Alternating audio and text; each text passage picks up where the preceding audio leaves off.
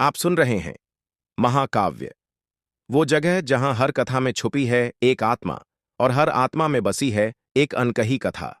आज की कहानी है उर्मिला का त्याग, एक ऐसी नारी की जिसे इतिहास ने भले ही छू लिया हो, पर समाज ने अब तक पूरी तरह समझा नहीं।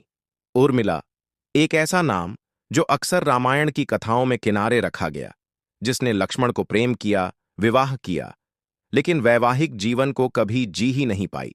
जिस क्षण राजा दशरथ ने राम को 14 वर्षों का वनवास दिया, उसी क्षण लक्ष्मण ने बिना आदेश के भाई के पीछे चलने का निर्णय ले लिया। वह एक वचन नहीं था, वह एक प्रेमपूर्ण संकल्प था, और उस संकल्प का मूल्य चुकाना था उर्मिला को। विवाह के कुछ ही दिन बाद लक्ष्मण ने जब वन गमन का निश्चय किया, तो उर्मिला ने उन्हें रोका नहीं। उन्होंने न विलाप किया, न कोई प्रश्न किया। नाराजगी का एक भी शब्द उनके होठों पर नहीं आया, बल्कि उन्होंने अपने आंसुओं को पीते हुए कहा, जाइए स्वामी, मेरी सारी इच्छाएं, सारी प्रसन्नताएं अब आपके साथ वनवास को जाएंगी। और फिर लक्ष्मण चले गए, राम और सीता के साथ, अयोध्या से बहुत दूर। सबने लक्ष्मण की बहादुरी देखी, सबने उनके बलिदान की प्रशंसा की, लेकिन उर्मिला के मौन बलिदान को कभी किसी ने नहीं गिना। उधर वन में लक्ष्मण ने संकल्प लिया कि वे 14 वर्षों तक कभी नींद नहीं लेंगे, क्योंकि उन्हें राम और सीता की रक्षा करनी थी। देवता चकित हो गए। निद्रा देवी स्वयं लक्ष्मण के सामने आईं और बोलीं, 14 वर्ष बिना नींद के कोई जीवित नहीं रह सकता। तभी एक आवाज आई, एक स्त्री की, जो अपनी वेदना में तपस्विनी बन चुकी थी। वो थीं उर्मिला। उन्होंने कहा, हे देवी, मेरे पति का कर्तव्य, उनकी प्राथमिकता है। उनकी सेवा में कोई बाधा ना आए। उनकी सारी नींद मुझे दे दो।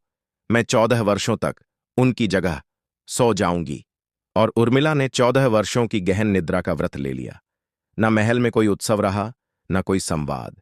वो राजकुमारी, जो सजी थी प्रेम और सौंदर्य से, अब एक विरक्त तपस्विनी बन गई, अपने कमरे में, अकेले, नींद में। उधर लक्ष्मण जागते रहे, इधर उर्मिला सोती रहीं, पर सिर्फ शरीर से। मन तो हर रात जागता रहा, एक ही नाम के साथ, लक्ष्मण। रामायण के युद्ध में जब लक्ष्मण मूर्छित हुए, सारी अयोध्या डोल उठी।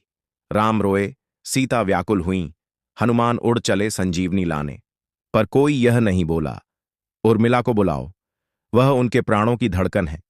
क्यों नहीं बोला किसी ने? क्योंकि उर्मिला का त्याग शब्दों में नहीं था, वो तो मौन में लिखा गया एक अमर श्लोक था। 14 वर्षों बाद जब राम, लक्ष्मण और सीता लौटे, अयोध्या में जय घोष हुआ, सिंहासन सजे, पुष्प वर्षा हुई। तब एक महल का द्वार धीरे से खुला, और वहां से एक स्त्री निकली, आंखों में थकान लेकिन चेहरे पर शांति। वो थीं